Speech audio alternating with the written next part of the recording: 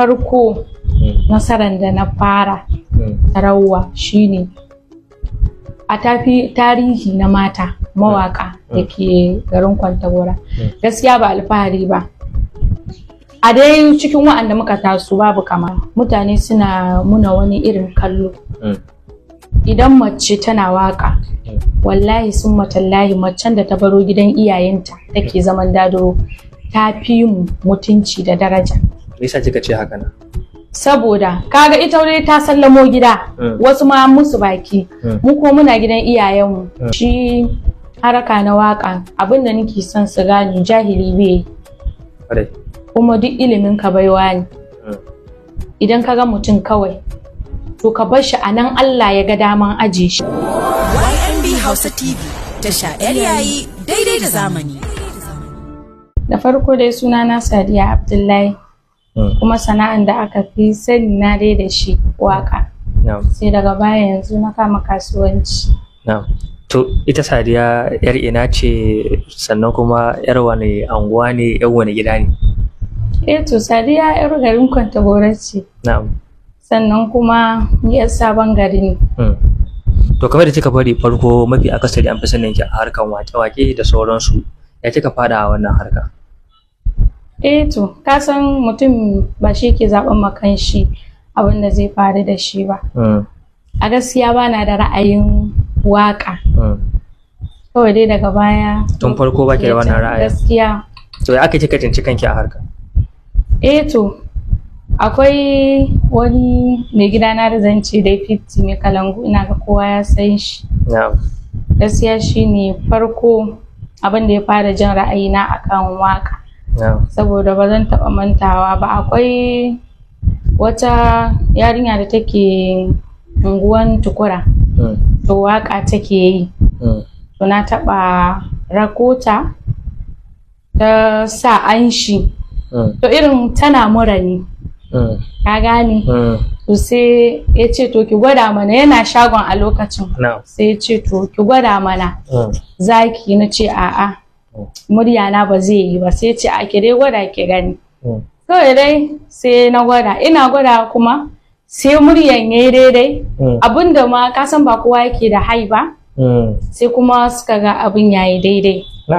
Tun daga lokacin dai ni na manta da abun, amma za a ta kira na Sadiya da Allah zo ki sa muna anshi da sauransu. Shine dai. To bace fuskanci kila ashe wani kalubale daga gida ko kuma yan uwa, tunda kin ga abu ne wanda yake da an ga mace ta fada a wannan harka za a ta yin maganganu daban-daban, bace fuskanci irin wannan ba? Kalubale ka. Gaskiya na fuskanci kalubale sosai. A gida kenan ko? A gida ma farko. Da na tunkari babana, ya ɗauka wasa nake, sai ya ce mini a'a kawai shirme kike yi. To na mama na magana, na ce mata ni fa waka nake so in yi, kinji na bata farkon labari.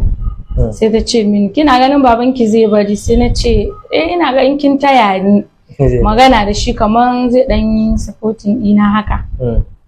Sai ta ce mini to da dai ta gwada, ta ce mini ki haƙura da abin nan kawai. Na ce mata a'a, to da yake dai irin yana dai goyon baya na haka akan abubuwa da yawa, da na same shi nuna mai damuwa akan abu. Sai ce mini ba wai yana hange ba, ni ya san waye ni, ya san halina. Ya ce mace ne ke mutane za su yi ta miki wani kallo yadda ake ganin Hausa fim da sauransu, abin macen da take kaman ba ta da tarbiyya. Na dai nuna mai, na ce insha Allah babu wani abu da zai faru in Allah ya yarda. In ina ma gida za a zage ni, babu macen da ta wuce zagi, babu kuma ma dan adam din da ya wuce zagi. Na dai dan faɗakar da shi haka nan, sai ya ce min to shikenan, Allah ya saka shi zama alheri. A wannan lokaci da wasu waƙoƙi kika fara, wasu za ta ga waƙan soyayya, wasu siyasa, wasu bigi da sauransu. Ke wani kika fara, kuma ko in ce wani kika fi mayan hankali ko kika fi ƙwarewa? Siyasa gaskiya. Ina ga waƙan bege ɗaya na taɓa yi. Amma gaskiya na fi waƙan siyasa, in dai ni zan yi da kaina. Ka san an shi daban, naka daban. In dai nawa ne, gaskiya na fi yin waƙan siyasa. To akalla kin yi waƙoƙin siyasa su kai nawa? Gaskiya ba zan iya kirgawa Suna da yawa. ba. Gaskiya suna da yawa. To kin san wasu mawaƙan sukan zaɓi jam'iyya su ce ni in ba ɗan jam'iyyar APC ba zan ma kowa waka ba, ko kuma in ba ɗan jam'iyyar PDP ba zan ma kowa waka ba. Ke ƴar wace jam'iyya ce, wace jam'iyya kike maka? Ai mawaƙi bai da alƙibla. Na'am. Inda dai aka fi kulawa da shi saboda duk mawaƙin da ya ce maka yana da alƙibla gida ɗaya yake ƙarya yake yi. A ba ga rara mun gani ba, rara ɗan APC ne.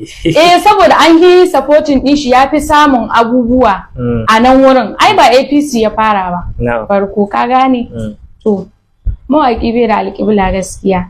Na'am. An dai fi tafiya ne a APC saboda su ne suke kan komai a yanzu. Kafin mu je ga dalilin barin waƙan ki, akwai nasarorin da zaki iya bayyana mana da kika samu da za a ce yau gashi ni Sadiya harkar waka ta biya mini waɗannan bukatoci na da nake alfahari da su?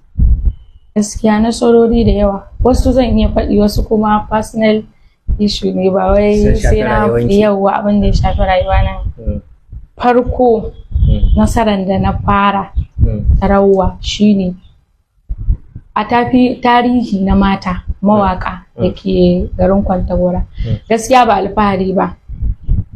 A dai cikin wa'anda muka taso babu kamana.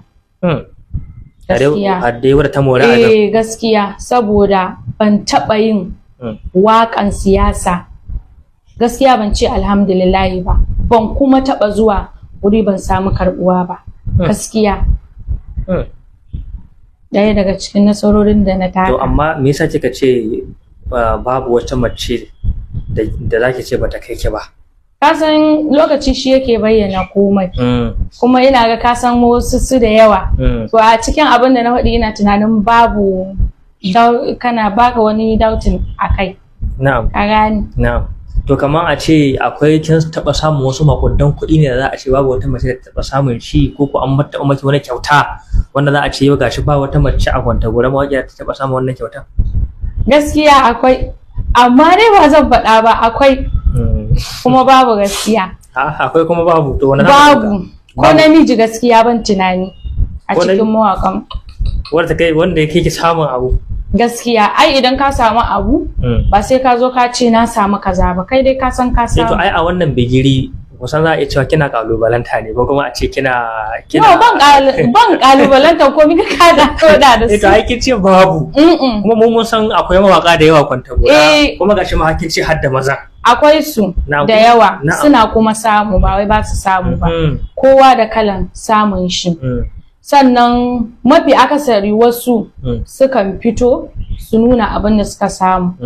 Ni kuma gaskiya in dai na samu kawai, in ban samu ba kuma ban samu ba ne.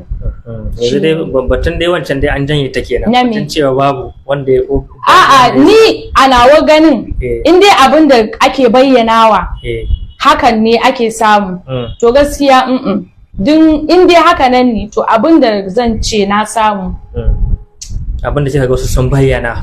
Saboda ai abin da ka bayyana kaga wani zai iya cewa yawa abin da ka bayyana da shi za a amfani. Ban sanin mu personal abin da suke samu ba, wanda dai ka bayyana, saboda mafi akasarin su ai suna bayyana. To yanzu kin ce kin ba haka waka, me ya zafi? No, ba abin da ya zafi, ka san lamari na aure. Okay. Sannan kuma muna fuskantar kalubale sosai. Na'am. To yanzu bari mu fara da batun farko da kika kawo. Kin ce a batun aure. Kin yi aure ne? Kin fito ko zaki yi aure ne? Ban yi ba, zan da yi insha Allah. Na'am, dalilin sace ka jingina harkan wakan kenan. Wanda za a auren ne bai son harkan koko da ke da kika gara a yankan ki ya kamata a ce kin aji. Gaskiya baya so. Na'am. Wato shi yasa kika aji. Shi yasa na aji. Kin ce kuna fuskantar kalubale. Wasu kalubale kuke fuskanta? Ko kuma in na fahimce ki bangaren mawakan ne kuke fuskantar kalubale, ko bangaren ku mata kuke fuskantar kalubale? Kowa yana fuskanta, amma mu mata mun fi mazan fuskantar kalubale, musamman a yanayin aure da ma rayuwar mu gaba daya. Saboda mutane suna muna wani irin kallo. Idan mace tana waka, wallahi sun matallahi macen da ta baro gidan iyayenta take zaman dadiro ta fi mu mutunci da daraja. Me yasa kika ce haka na? saboda kaga ita dai ta sallamo gida wasu ma musu baki mu ko muna gidan iyayenmu komin dare komin ruwa za mu dawo to amma gaskiya mun fi fuskantar kalubale. To bisa kike ganin ake maka wannan kallon? Saboda ka san wake daya shi ke bata iri. Mawaka da dama idan dai mutum na waka to shikenan bai da tarbiyya, dan iska ne, wasu ma direct wani zai iya ce maka dan wuta ne kai. Amma ba an ce kuna koyar da tarbiyya bane, tunda waka tana isar da sakonni barkatai, kuma a ce kuma ba sa gane haka. Ba sa ganewa. Shi haraka na waka abinda nake son su gane jahili bai kuma duk ilimin ka baiwa ne. Idan ka ga mutum kawai to ka bar shi anan Allah ya ga daman aje shi. Duk inda rabanka yake wallahi sai ka je wurin nan in dai kana da rayuwa a duniya. Musamman mu mata kalubalen da muke fuskanta idan aka ce wani ya zo yana neman ki zai aure ki za a ta kai suka. Ka san harkan waka za a ce za a yi entertainment, za a yi biki, za ka je za a ce ai ba ta kwana ma gida, kuma wata a rayuwanta ma har ta gama harkan waka wallahi gidansa take kwana.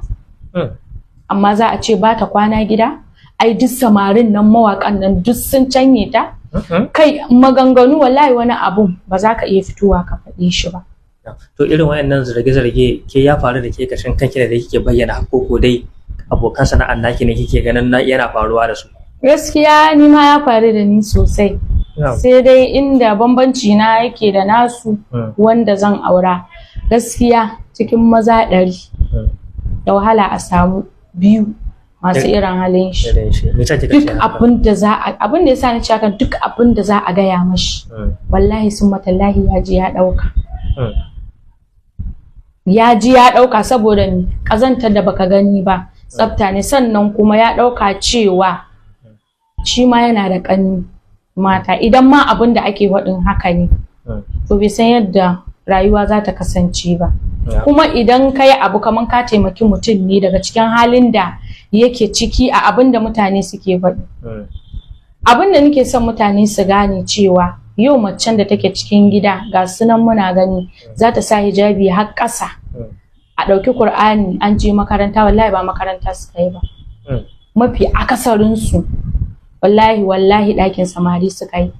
Da ka ji an ce yariya an zuba mata da ciki kaza, an yi kaza. Mafi akasarinsu yau idan baka haihuwa dan uwanka zai haifa, abinda duk kama dan wani za a manaka, kuma zato zunubi ne ko da ya zama gaskiya. Wallahi sun matallahi wani ma ko a wurin ubangijin kafi shi.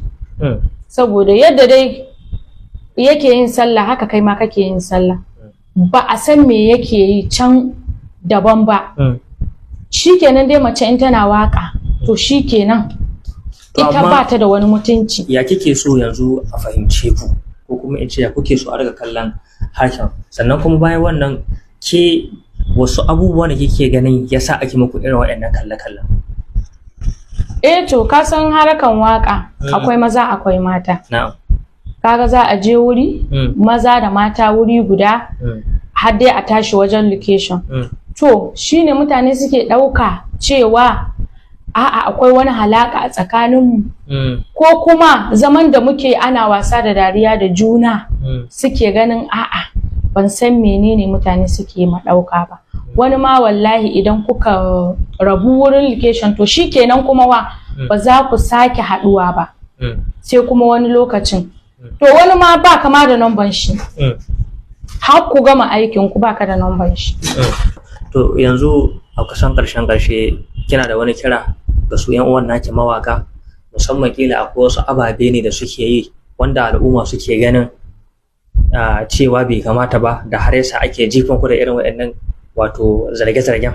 Daga matan har maza kowa ya san yana fuskantar kalubale, ko su ma mazan suna fuskanta ai wurin aure ma haka da sauransu. Mace dai kawai ki rike mutuncin kanki, ko da mawaki ne in dai babu wani halaka, aikin da ya kawo ki kawai ki kama gabanki. Kin san tsakaninki da mutum, to in shi ya je wani abu can daban ba dai za a ce haɗi da wance ba. Mazan su ma suna da nasu wallahi, saboda ka san an ce sai bango ya tsage